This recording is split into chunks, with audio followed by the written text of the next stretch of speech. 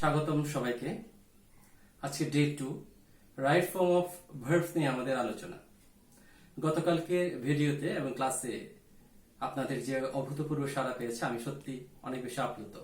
তো সাহস করে আজকে রাইট ফর্ম অফ ভার্বস এর দ্বিতীয় ক্লাসে এসেছি।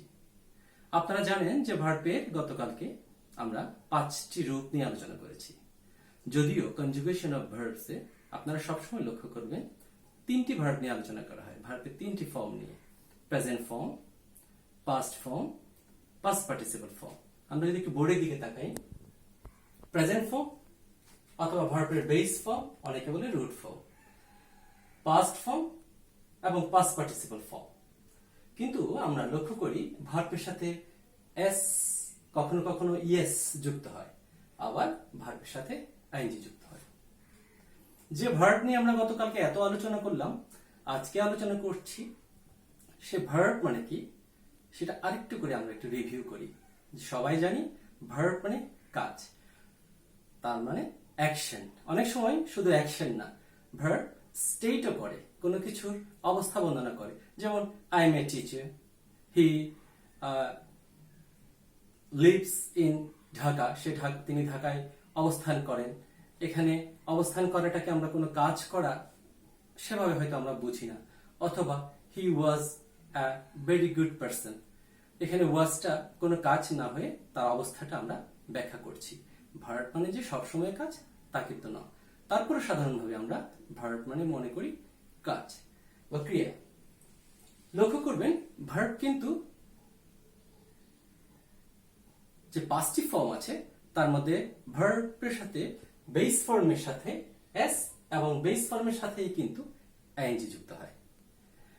বেস কিন্তু ভার্বের এই যে পাস্ট পার্টিসিপল ফর্ম আছে সেটা কোনো কারণ ছাড়াই, সাবজেক্ট, টেন্স ইত্যাদি ছাড়াই অনেক জায়গায় বসে যায়। এবং আইএনজি যুক্ত ভার্ব তাই, যেটাকে আমরা বলছি প্রেজেন্ট পার্টিসিপল অথবা জিরান। কখনো কখনো ভার্বের বেস ফর্মটা টু এর পরে বসে, যেগুলোকে আমরা বলি নন ফিনিট ভার্ব। তাহলে মানেটা কি দাঁড়ালো? যখন ভার্ব টেন্স বা সাবজেক্ট এর অবস্থার উপর নির্ভর না করে নিজের মতো করে বসে, সেটাকে আমরা বলবো নন ফাইনিট ভার্ব। আর ভার্ব যখন টেন্স এবং সাবজেক্টের প্রয়োজনে তার নিজস্ব আকারে বসবে, সেটাকে আমরা বলি ফাইনিট ভার্ব। ফাইনিট ভার্বকে কিন্তু আমরা সবাই জানি দুই রকম, একটা হচ্ছে প্রিন্সিপাল ভার্ব আর একটা হচ্ছে অক্সিলারি ভার্ব।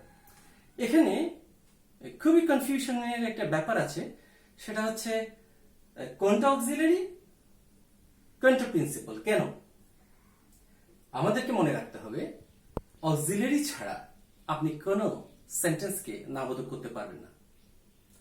অক্সিলারি ছাড়া আপনি কোন সেন্টেন্সকে সাধারণভাবে প্রশ্নবোধক বা ইন্টারোগেটিভ করতে পারবেন না। অক্সিলারি ছাড়া প্রেজেন্ট ইনডিফিনিট, পাস্ট ইনডিফিনিট এই দুইটি টেন্সের অ্যাফার্মেটিভ গঠন ছাড়া অন্য সব টেন্সের, সব প্রকারের টেন্সের গঠনে আপনাকে অক্সিলারি ব্যবহার করতেই হবে। তাহলে অক্সিলারিরা কারা আর প্রিন্সিপাল ভার্বটা কারা একটু লক্ষ্য করি। am, is, are, was, are, do, does, did যাদেরকে আমরা বলছি to do, R am, is, are, was, are কে বলছি to be, have, has, had এখানে আছে 11টি। আর মডেলস এর তালিকাটি একটু দেখে নিন। shall, should, will, would, can, could, may, might, must, ought to, need to, used to, dare to। এখানে auxiliary হচ্ছে তারাই যারা প্রিন্সিপাল ভার্বকে সাহায্য করার জন্য তার পূর্বে অবস্থান করবে। একটু এক্সাম্পল দিচ্ছি। মনে করুন I M a teacher, she is a singer, they are very intelligent, my father was a government employee, they are very busy। এই প্রত্যেকটা ভার্বের পরে আমি আর কোনো ভার্ব ব্যবহার করিনি, তার মানে হচ্ছে এরা তখন অক্সিলারি নয়, এরা প্রিন্সিপাল ভার্ব। তাহলে কখন এদেরকে অক্সিলারি বলবো? যখন এদের পেছনে আরেকটি ভার্ব থাকবে। আমি আপনাদেরকে ছোট্ট করে একটু বলি। am, is, are, was, are এর পর যখন আরেকটি ভার্ব থাকবে তখনই তাদেরকে আমরা অক্সিলারি বলবো, তখন তাদের নিজের কোনো অর্থ থাকবে না। সবাই জানি am is আর was এর পরে ভার্ব থাকলে সেটা অবশ্যই ing যুক্ত হবে। আবার am is আর was এর পরে ভার্ব ing যুক্ত না হয়ে past participle হতে পারে, সেটা আমরা যখন ভার্বের past participle আকার আলোচনা করব তখন আমরা সেটা জানবো। একইভাবে do does did, যেমন আমরা বলছি I have a bike, অথবা she has a knife, অথবা তাদের ছিল they had a lot of mango trees। এখানে had অর্থ ছিল, যেমন গতকালকে বলেছি I have returned home, আমি বাসায় ফিরেছি। যখন রিটার্ন আর একটা ভার্ব পিপি যুক্ত ভার্ব হ্যাভ হ্যাজ হ্যাড এর পরে ভার্বটা অবশ্যই হতে হবে পিপি, তখন কিন্তু হ্যাভ এর নিজের কোনো অর্থ থাকবে না, কারণ তখন অক্সিলারি, অর্থাৎ যাদেরকে আমরা অক্সিলারি বলছি তারা তখনই অক্সিলারি যদি তাদের পেছনে ভার্ব থাকে। এই পার্স অক্সিলারির পেছনে যদি ভার্ব থাকে সেটা আইএনজি যুক্ত হবে, না হলে পিপি হবে, পাস্ট পার্টিসিপল বা ভি3। ডো ডাজ ডিড এর পরে যদি ভার্ব থাকে সেটা অবশ্যই প্রেজেন্ট ফর্ম হতেই হবে। হ্যাভ হ্যাজ হ্যাড এর পরে যদি কোনো ভার্ব থাকে সেটা অবশ্যই ভি3 অথবা ভার্বের পাস্ট পার্টিসিপল। আপনাদের আরেকটা ব্যাপার বলি, এরা হচ্ছে মডেলস। মডেলস গুলো একা কখনোই বসতে পারে না। এরা যেমন প্রিন্সিপাল ভার্ব হিসেবে ব্যবহার হতে পারে, একটা সেন্টেন্সে নিজের অবস্থান তৈরি করে নিতে পারে, কিন্তু মডেলস সেরকম তাদের কোনো ক্ষমতা নেই। মডেলস এর পরে অবশ্যই একটি ভার্ব বসতে হবে এবং সেটা হতে হবে অবশ্যই ভি1 অথবা ভার্বের বেস ফর্ম। তাহলে মডেলস গুলো কেন ব্যবহৃত হয়? পসিবিলিটি, সম্ভাবনা, অনুমতি, সম্ভাব্যতা, ক্যান, সামর্থ্য, মাস্ট, বাধ্যবাধকতা, বিভিন্ন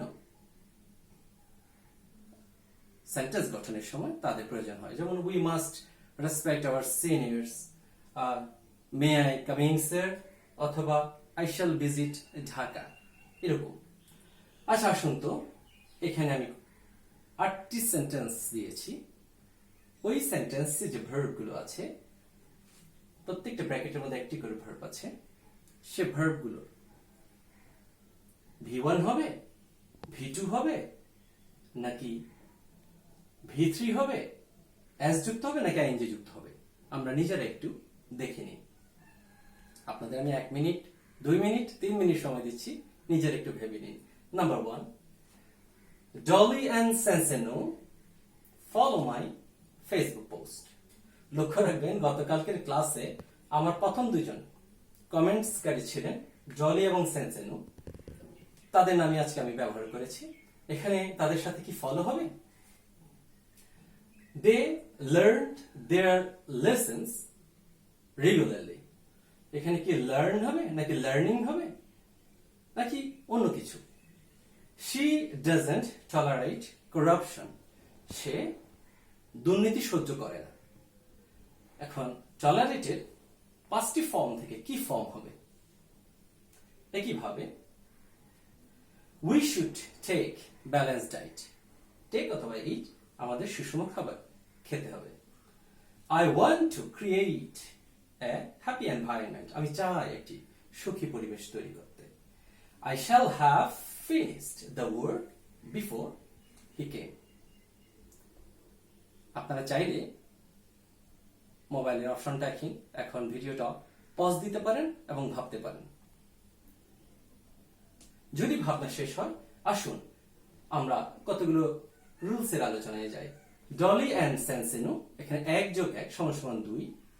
ফলো মাই ফেসবুক পোস্ট, এরা প্রতিদিনই আমার ফেসবুক পোস্ট যদি ফলো করে থাকে তাহলে এটা হবে প্রেজেন্ট ডিফিনিট। তাহলে প্রেজেন্ট ইনডিফিনিট টেন্সের ক্ষেত্রে অবশ্যই ভার্বটি হবে প্রেজেন্ট ফর্ম। একটা ব্যাপার আছে, সেটা হচ্ছে ভার্বের সাথে এস, তাও হতে পারে যদি সাবজেক্টটি থার্ড পারসন এবং সিঙ্গুলার হয়, তাহলে ভার্বের সাথে এস বা এস যুক্ত হবে। এখানে যেহেতু দুইজন মেয়ের নাম, তাহলে ফলোটা ফলোই থাকবে, অর্থাৎ ভি1 রূপ হবে। তাহলে কোন সেন্টেন্সে দ্বিতীয় লাইনে আসি আমি, they learn their lessons regularly, তারা তাদের পড়া নিয়মিত পড়ে।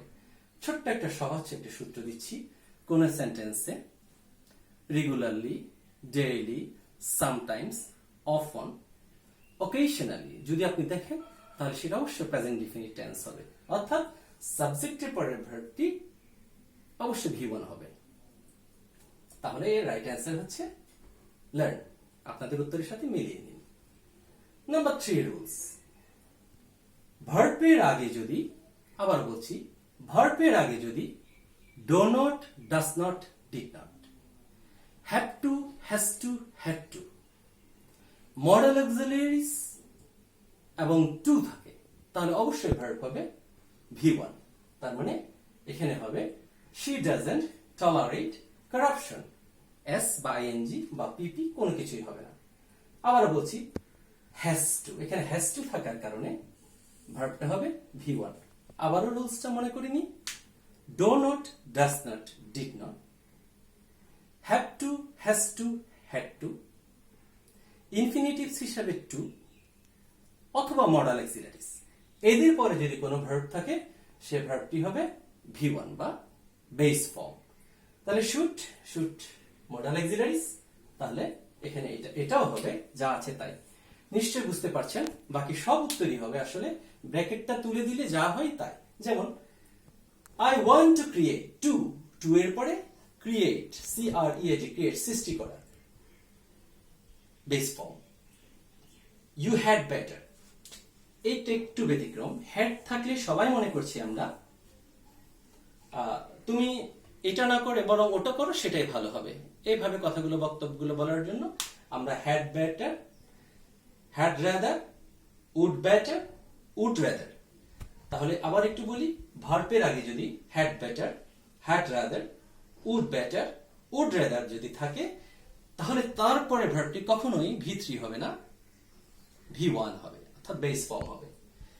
I shall have finished the work, লক্ষ্য করবেন shall have থাকার কারণে, ভার্বটা PP, অর্থাৎ এটা ফিউচার পারফেক্ট টেন্স।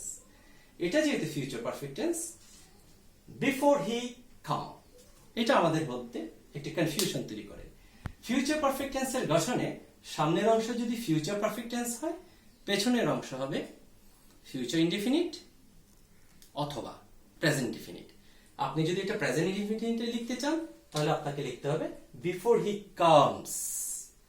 আর যেহেতু আমরা আজকে ভার্বের বেস ফর্ম নিয়ে আলোচনা করছি, তাহলে আমাদেরকে লিখতে হবে বিফোর হি উইল কাম। আপনাদের আমার ক্লাস আজকে আপাতত শেষ। গতকালকে আমার অনেকগুলো ভুল ছিল, কোন সেন্টেন্সের পরে ফুল স্টপ দিইনি, সুইমিং বানানটা ভুল ছিল। অনেক বন্ধুরা উইশ করেছেন, অনেকে ভুলগুলো ধরিয়ে দিয়েছেন। সবার প্রতি শ্রদ্ধা রেখে আজকে ক্লাসটা শেষ করলাম। Thank you.